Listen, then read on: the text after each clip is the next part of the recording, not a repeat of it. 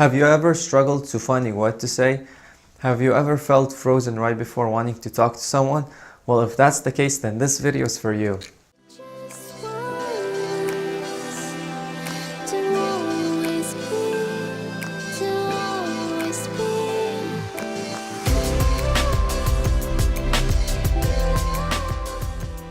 So guys, what is up and welcome to another video.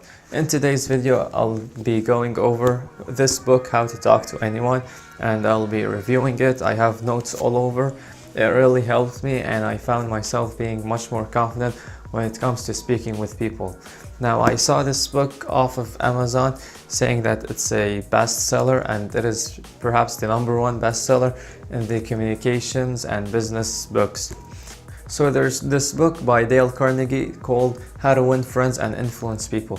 You might have probably heard of it. And this book, How to Talk to Anyone by Leil Lowndes, could be said that it's like a continuation to Dale Carnegie's book.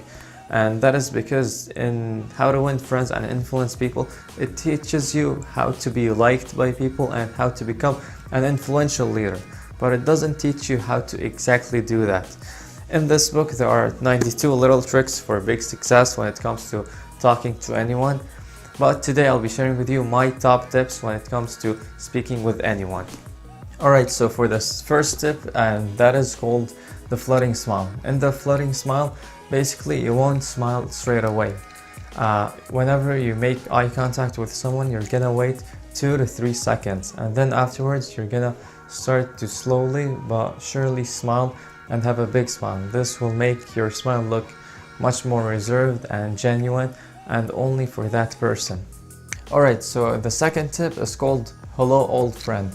Basically over here, whenever you're meeting with a new person, you're gonna treat them as if they were an old friend of yours. This will send a subconscious kind of message into your brain that person is someone that you already know, and this will make you feel just much more comfortable, and you would start asking them questions such as how are you doing and what have you been up to, and things that genuinely come from your heart because you're treating them as if they were someone that you already knew. The third one is called watching the scene before making it. So this third one is related to visualization. Tony Robbins tends to mention this quite a lot. So there was once a research done between 2 basketball groups. And basically what had happened was that one group was ordered to train for a week. The other was ordered to visualize themselves in the gym training and to visualize themselves shooting, to visualize themselves so hard.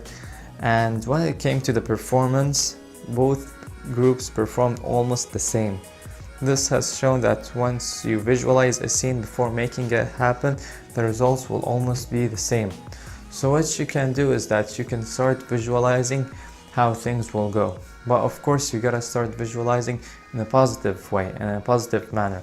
Not try to predict negative scenes, because if that's what you predict and that's what you think, then that's likely what's going to happen. So what you need to do is take a positive approach and start to visualizing the scene. How you're gonna approach someone, how you're gonna talk to someone, and exactly what you're going to say. But don't apply too much pressure, because if you do, you're gonna have a little bit of stress in the back of your mind, and this will inevitably mess up the whole situation. So what you need to do is to take things in a calm, approachable manner and try your best to just visualize in a good way, and this will lead you to success. So the fourth tip is called Prosaic with Passion. So this tip is probably my favorite, and that is because most people, they are so worried about the first words and what to say. But that does not really matter so much, because research shows that 80% of your listeners, they don't really hang on to whatever first words that you say. It's all about how you carry the conversation and your body language. So if you can manage to just say, hello, how's it going? That's totally normal, and it's not gonna look super weird or anything. And take yourself and your best friend as an example.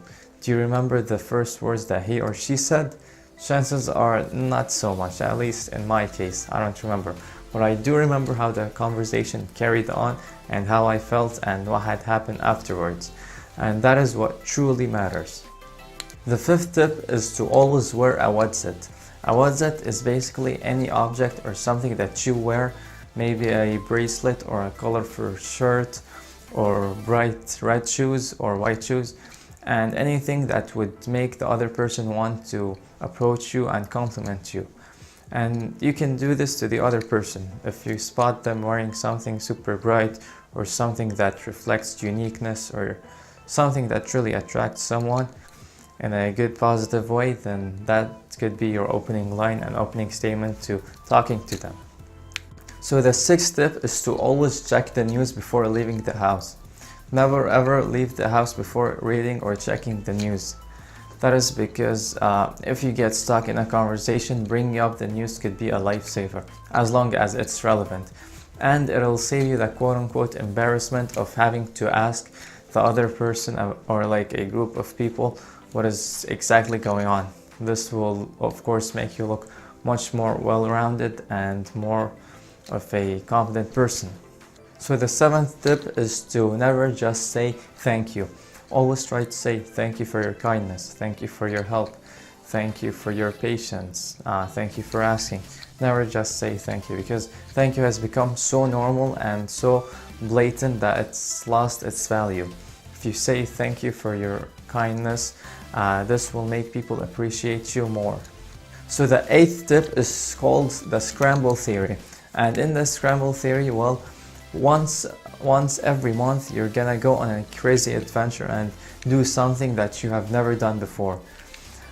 This crazy thing that you do will bring up a whole new experiences and conversations for you to start.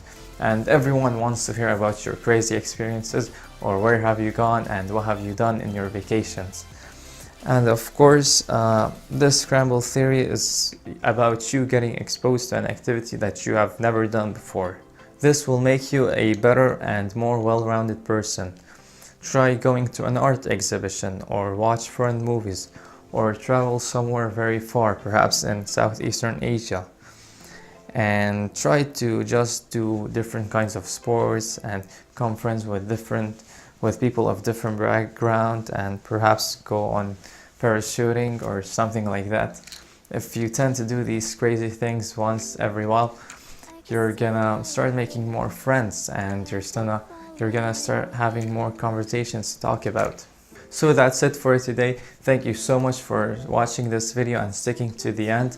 If you enjoyed this video, please let me know what you think in the top comments section down below. And if you have any tips for confidence and being able to talk to someone, do mention that down below. I'll love to hear your opinions and your thoughts and your ideas and your tips.